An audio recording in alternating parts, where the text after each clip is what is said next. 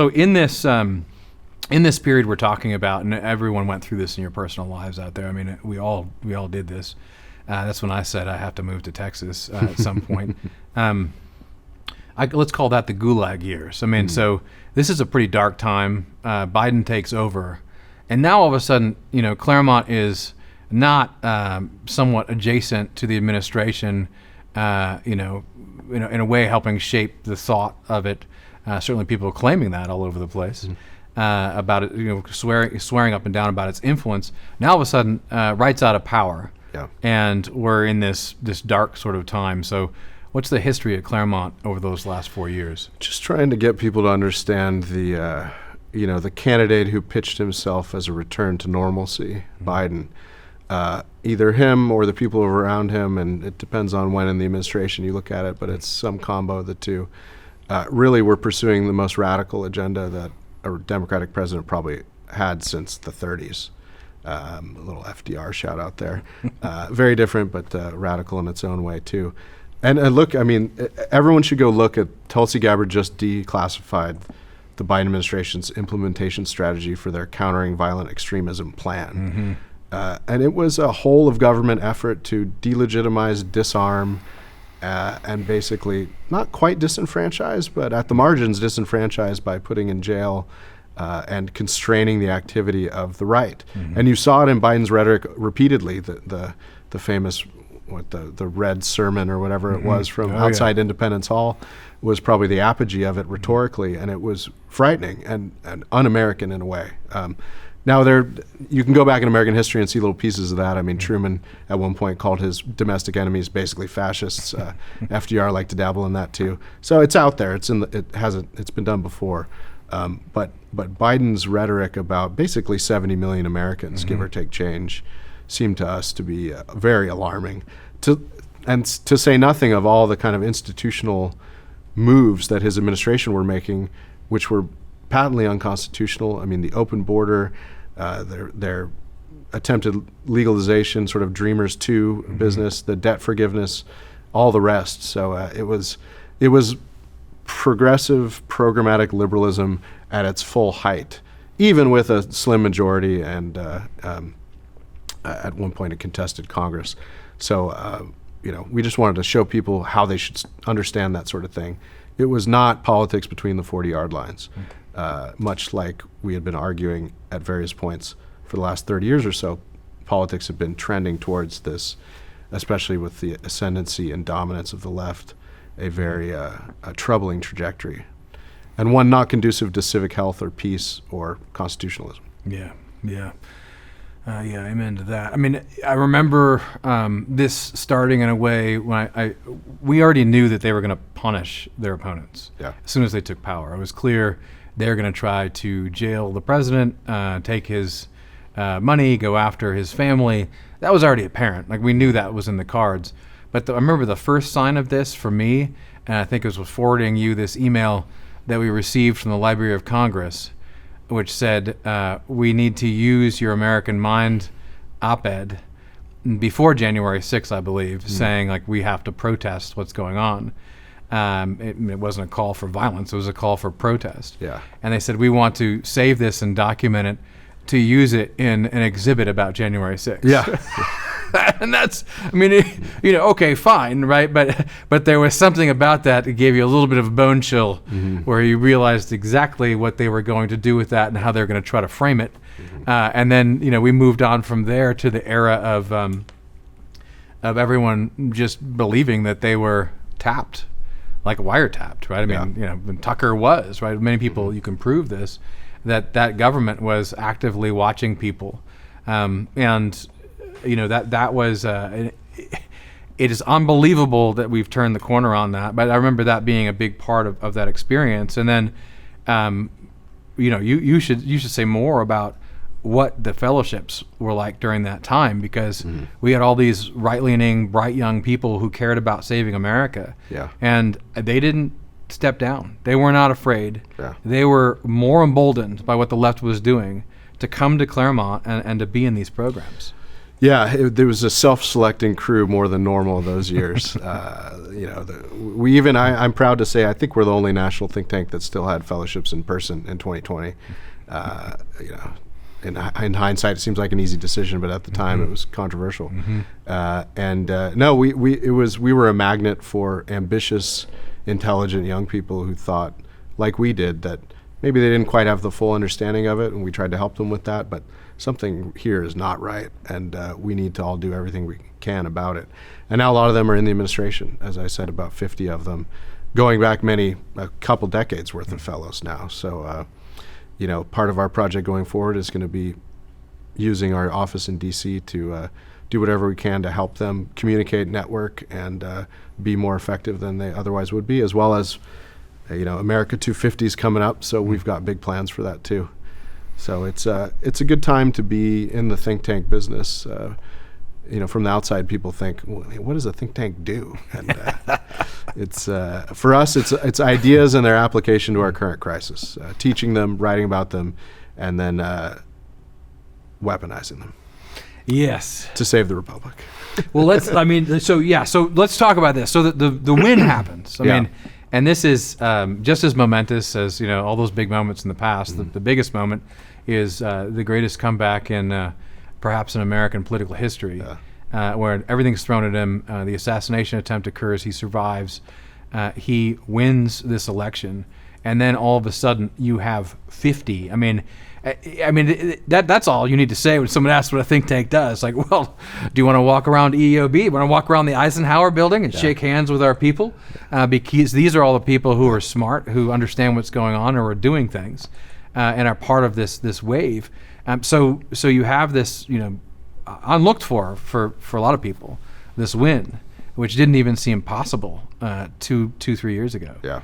And now here you are. So, I mean, how do you look at that? How do you think about that in terms of, Claremont being in the lifeblood of the administration and these people shaping the course of the Trump administration? Yeah, well, it's a happy coincidence that America 250 Declaration 250 is next year, because in many ways what we've been calling for a long time is a second American Revolution, bloodless, of course, but institutionally, which is to say, to finally get a handle on the large bureaucracy that has been governing all aspects of our lives from DC in recent decades, and to return America to an older way of politics, which is popular majorities being amassed into electoral majorities, and then governing as if the people might have a say in their government, and reconstitutionalizing the administration. Oh, you need expertise in government? Sure, of course. It's a modern economy, 350 million people,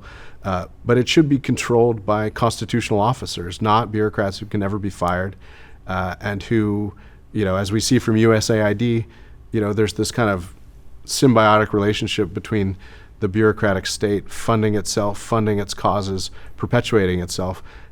Trump really, in many ways, Doge and everything else, Doge is part of it, but not the whole of it.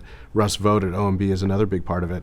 Trying to dismantle that and reconstitutionalize it, that's revolutionary. And that would be, but we want to make the argument, and we will, that it's not some monarchic coup as the left thinks and they keep talking about with Trump. It's really a return to American first principles, and it's American as apple pie. It's just hard to think about it because we've been enmeshed in a different system for a century. Yeah, the main people I'd love to just inject that into their brains are the quote unquote moderate Republicans in Washington, D.C. But speaking of that 250th anniversary, you need to tell us more about that, because this is sort of Claremont's moment, right? Yeah. The teachers and stewards of the Declaration and American political thought moving into the golden age of Trump, who has declared, right, a 250th almost year of Jubilee, right? Yeah, that's right. Yeah, well, we'll help the administration wherever they want us to on celebrating the founding and understanding its gravity and all that. But I want it to be, it has to be retrospective in that sense, and celebratory, and celebrate what's great about America and reinstill a kind of civic patriotism that's been lost or been forgotten. But I think more than anything, our job is to help everyone understand, both in a scholarly way, but also in making the public argument about this century-old way of doing government that needs to be dismantled. So, I mean, that needs a lot of rhetorical work. As you said, the moderate Republicans don't even know how to think about the problem of modern bureaucracy. And so they think, they think all efforts to reform it or defund it or start firing more bureaucrats, this is somehow all illegitimate. And I think it'll be our job to tell people, to connect the founding and constitutionalism to that project, and to illustrate to people that it's really a way to return control over their government to them, and really to return prosperity and flourishing to America, to make America great again. Well, I mean, this relates to the D.C. Center, which people should know about, which is what started how many years ago? 2021, January, so it launched in 2021. So yeah, our colleague Arthur Millick started it up. He's now on leave, working for Mike Anton at the State Department. Arthur and Mike are having a great time doing diplomacy and all that stuff, flying around the world. Arthur will come back at a certain point, but no, the DC Center really it had two purposes: to galvanize and inform a coalition in Washington about these problems and what to do about them. The real threats to constitutional government, not the 17 different areas of the federal budget that every other think tank does policy on, but identity politics, education policy, immigration and the border, citizenship, and all the rest. And then it's been doing a lot of work around the states too. Our colleague Scott Yenner has been going around to basically every red state that will listen, and it's a lot of them, and trying to help them think through how to get diversity, equity, and inclusion and wokeness out of their educational systems, both higher ed and K through 12. And that's very close to our hearts, as we've been in the education business for so long. So, and then, as I said, I think our focus will shift a little bit in the sense that we have a friendly administration, so we'll have lots of work to do to try to help our fellows that are in it be more effective and be more informed and get to know each other and get reminded who they all are. Because in Washington, everyone has their head down across the administration, and it's big, so bringing them together and getting them to just share information and remind each other that they're all there doing the same work will be good work to do and should have lasting effect. Yeah. Well, I mean, before we close out today, I do really want to get your thoughts on the difference between Trump 1.0 and Trump 2.0 in this administration, and then what you think the main obstacles are, the main focus should be moving forward. Yeah. The big difference is he has a loyal team for the most part. Trump 1.0, he had to rely on the establishment apparatus in many instances. I mean, the revolving door at state and defense, Mattis, Tillerson. He had a bunch of principals around him who thought it was their God-given job to control him and to prevent him from somehow destroying America, which was ridiculous. So the executive branch was very dysfunctional in the first term. Now he has a bunch of principals who know, no, we're here, we're on team, we're all trying to do the same thing, which is help Trump execute. And I think it's almost providential that he lost in 2020, because they had time to really think about this and draft up more plans. And you really have almost a new presidential term rather than a second term, which are notoriously deflating and deflated, as they're kind of lame ducks out the gate, and they're often not that great.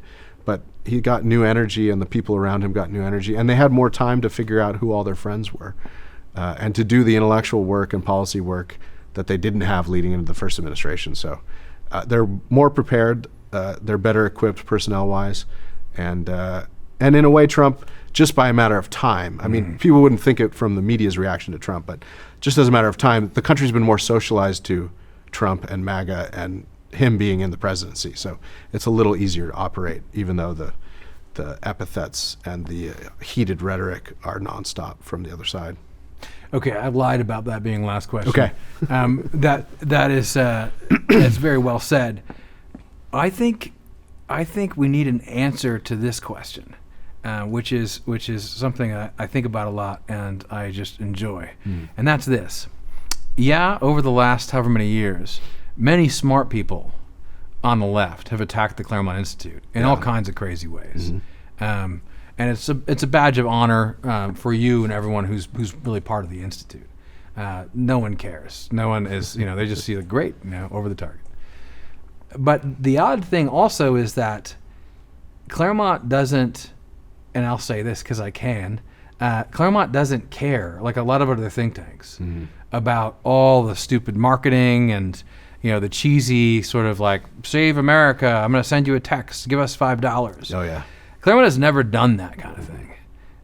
It works in a very high-minded way. Yeah. And you yourself and so many others associated are not, most of these sociopaths in Washington, D.C., trying to become influencers, and trying to get your face on camera all the time, or talking in bombastic tones, right? I mean, anyone who's watching this interview can hear Ryan Williams' measured tones.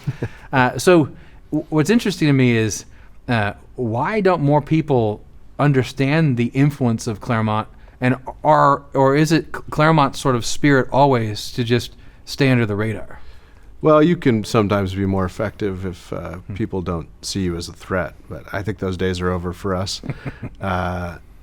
It's I want to tell the left maybe they'll stop attacking us and we'll just take up less time defending ourselves. I mean, every time you write a hit piece about us being the nerve center of the intellectual right, I just fundraise off of it for months and years. And there's this caricature, I think, on the Never Trump right and even on the left that somehow we sold our souls to back Trump so that we could get fame and glory. Whereas if you look at tell me about that in 2020, buddy. I know. Exactly. So exactly, I mean, we took a big risk because we believed in it, not because we thought it would make us rich. I mean, we've grown in recent years, but we did it always by amassing supporters who, our best supporters and our biggest major supporters, always fall in love with the ideas of the place and its strong sense of principle and its love of America and its founding principles. And then then we have arguments about how best to apply those in turbulent times, but that's still the core of what we've always done. And we've grown, but we're still not a $100 million think tank bestriding DC. We're doing our work quietly in many respects, but I think we've justly gotten ourselves a little more recognition, and our people are more places than they have been before. So all we got to do now is just keep getting to work. I can't even imagine what you would do with $100 million, given where you are now. People would spend $100 million to have 50 people of this caliber in an administration. It really is remarkable, and I appreciate everything that you've done over these years, and I think that story of you leading Claremont and what Claremont has done is dovetails with the story of the Trump administration itself, and I hope it keeps going for a long time yet. Yeah, me too. Thanks, Matt.